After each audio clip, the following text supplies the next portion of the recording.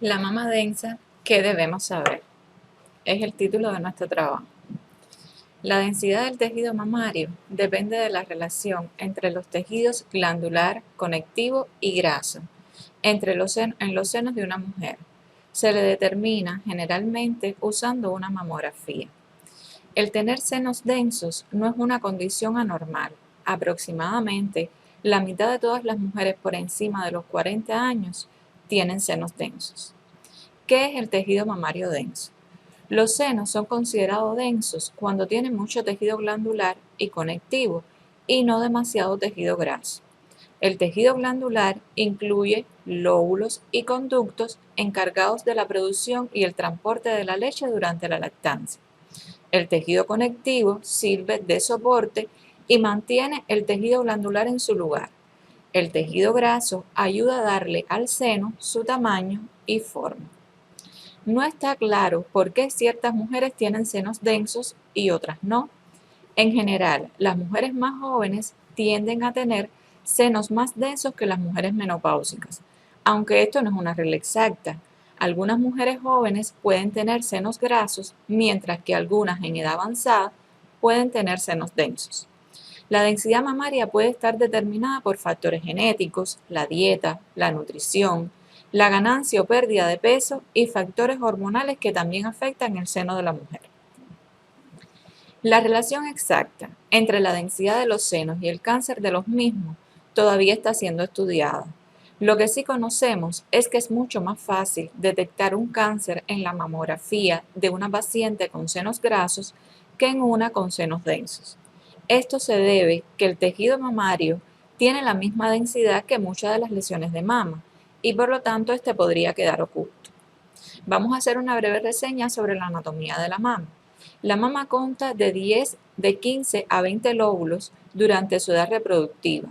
Cada lóbulo se compone de numerosos lobulillos y pequeños conductos ramificados que se unen para formar conductos cada vez mayores hasta desembocar en un único conducto principal de localización subareolar que drena el lóbulo entero.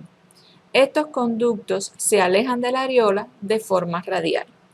La unidad ducto-lobulillar, lugar donde asientan fundamentalmente las lesiones malignas, está compuesta de un lobulillo y su conducto terminal.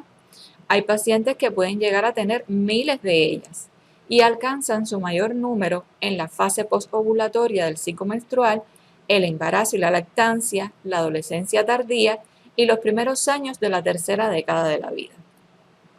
Esto es un esquema donde se ve el lobulillo y el conducto terminal, que es la unidad ducto-lobulillar. Aquí vemos cómo estos conductos se van uniendo hasta formar el conducto principal que drena en la región subareolar, como mencionamos anteriormente. Este es otro esquema donde vemos la mama de frente. Cuando miramos la mama de frente, lo que vemos es un círculo que tiene en el centro el pezón y está en el centro y un poco hacia abajo. Cuando pierde el contorno redondo hacia el cuadrante superoexterno de la misma. Y eso está dado porque el tejido mamario puede llegar casi a la axila y esta zona es la zona que se conoce como la cola de Spencer. Por lo tanto, cuando se hace una mamografía de screening, es importante comenzar con la vista medio lateral oblicua, porque de lo contrario nos podrían quedar lesiones fuera de la mamografía.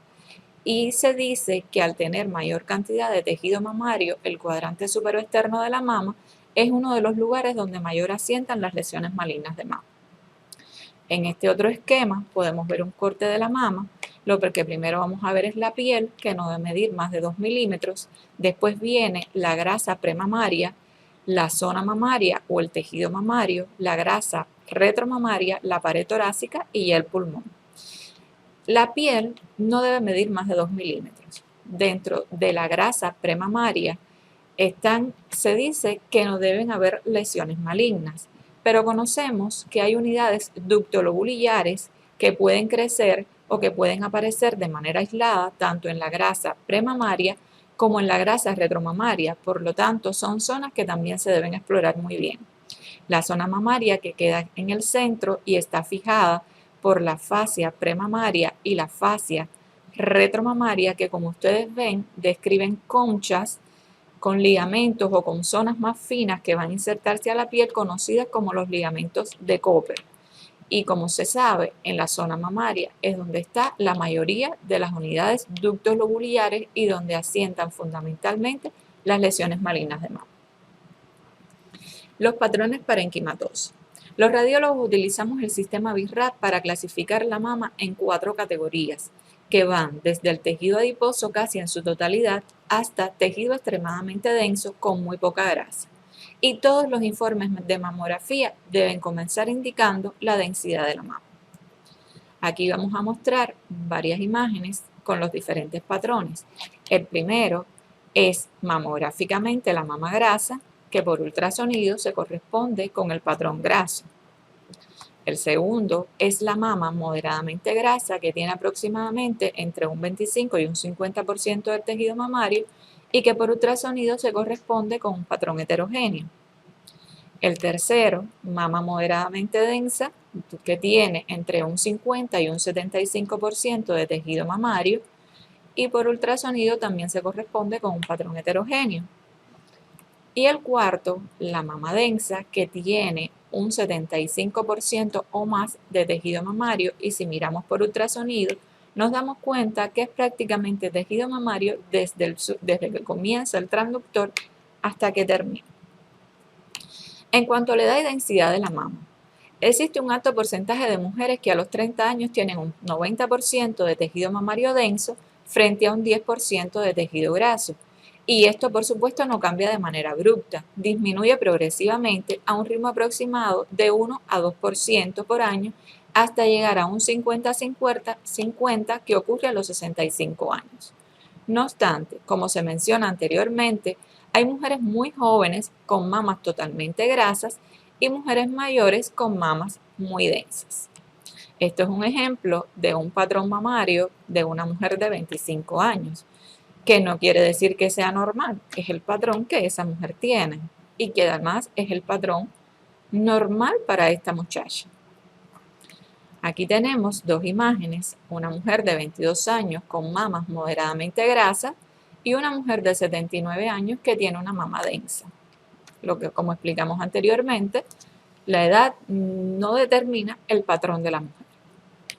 En cuanto a la evaluación clínica, la firmeza física se ha relacionado equivocadamente con la densidad de la mama, creyendo que mientras más firme es la mama, más densa es radiográficamente. Por lo general, las mamas más difíciles de comprimir son las que tienen más componente graso. Puede estar explicado porque el excesivo aumento de la grasa hace que la mama sea de mayor tamaño, la piel esté más tensa y por lo tanto menos compresible. Aquí tenemos las imágenes de una mujer de 35 años que 10 años después y tras el incremento de 20 libras de peso se produce una disminución de la densidad de la mama. El incremento de la densidad del tejido mamario es poco frecuente que la mama normalmente aumente la densidad con el tiempo y hay razones como por ejemplo la disminución del peso o la terapia hormonal de reemplazo que sí pueden influir en esto. Esta última solo modifica la densidad en alrededor del 27% de las pacientes y es de forma difusa. Cuando se ven incrementos aislados, es necesario pensar en otras patologías y si aún sospechamos que pudiera ser por la terapia, pues se suspende por 3 meses y se vuelve a evaluar. Aquí tenemos una paciente de 35 años que tuvo una menopausia precoz a los 35 años. Como dijimos anteriormente, a los 38 años, después de haber llevado 3 años con una terapia hormonal de reemplazo, vemos cómo aumenta la densidad de la mama. Esta mujer de 45 años tuvo una pérdida brusca de 9 kilos de peso. Miren la diferencia que hay entre esta mamografía y esta. La mama radiográficamente densa. La mama radiográficamente densa es motivo de preocupación, pues está disminuida la capacidad de la mamografía en el diagnóstico de los cánceres de pequeño tamaño, que pueden quedar enmascarados por el tejido circundante. Esto es lo mismo que sucede en el tórax con el signo de la silueta. Si dos tejidos tienen el mismo grado de atenuación de los rayos X y están pegados unos al otro, no hay diferencia de contraste entre la lesión y el tejido circundante, por lo que el borde será invisible en la mamografía. Las masas tumorales serán difíciles de distinguir en de los tejidos conjuntivos normales, a menos que produzcan una distorsión del patrón o se asocien a calcificaciones patológicas. Un poco a manera de resumen, el tamaño, la consistencia, la compresibilidad de la mama no se relaciona con la densidad de la misma. Ahora, la altura y el peso de la paciente sí lo pueden predecir. Como la mama es un reservorio de grasa, las mujeres altas y delgadas tienen por lo general las mamas más densas que las mujeres bajas y obesas. El estudio utilizado para determinar el patrón parenquimatoso y la densidad radiológica es la mamografía. Aquí tenemos un ejemplo de una mama muy densa que incluso tiene hasta tejido mamario aberrante en ambas axilas. La detección del cáncer y la mama densa. Es necesario saber que aunque está disminuida la posibilidad de detectar un cáncer en una mama densa con la mamografía, se logran diagnosticar y operar muchas mujeres en estadios tempranos de la enfermedad, por lo que este estudio no pierde ni valor ni importancia. Lo que se aboga mucho más en estas mujeres es complementar con otros estudios como veremos más adelante. Por otra parte, antes se planteaba que la densidad de la mama no predispone a la mujer a padecer con mayor frecuencia el cáncer de mama. Y estudios recientes están demostrando todo lo contrario, que las mamas con mayor cantidad de tejido mamario conjuntivo predispone al desarrollo de esta patología. Y me pregunto, ¿tendrá esto relación con que cada día el cáncer de mama se presenta en mujeres más jóvenes? Es algo en lo que tenemos que trabajar. Aquí tenemos dos mamografías, una en la que aparece una mama grasa con una lesión nodular, ven que es muy fácil de diagnosticar, y otra en la que aparece una mama moderadamente densa y que tiene un cáncer de mama. Esta lesión la diagnosticamos porque el tejido mamario queda distorsionado, de lo contrario sería muy difícil evaluarlo. Esto es una paciente que llegó a nosotros y cuando le hicimos las vistas mediolaterales nos dimos cuenta que en el hemisferio superior de la mama izquierda existía una distorsión del patrón. Se le realizó las proyecciones craniocaudales y aquí vimos cómo hacia el hemisferio externo de la mama izquierda, o sea, específicamente en el cuadrante superior externo de la misma, existe una distorsión del patrón que resultó ser una cicatriz radial por biopsia. Aquí tenemos otra paciente donde vemos que existe una retracción del tejido en el hemisferio inferior de la mama izquierda. Y si nos fijamos por encima de la retracción, existe una distorsión del patrón. Se le realizó las proyecciones craniocaudales a la paciente y logramos definir mucho mejor la distorsión del patrón entre la zona mamaria y la grasa retromamaria y esta paciente resultó ser un cáncer de mama. Entonces, la mama densa se debe completar con otros estudios como ya hemos mencionado. Está el ultrasonido de mama, que es el que todos tenemos a nuestra disposición. Está la resonancia magnética, que tiene que ser un resonador de alto campo y con contraste, por lo tanto es un sueño. Y está la tomosíntesis, que prácticamente no existe en el país.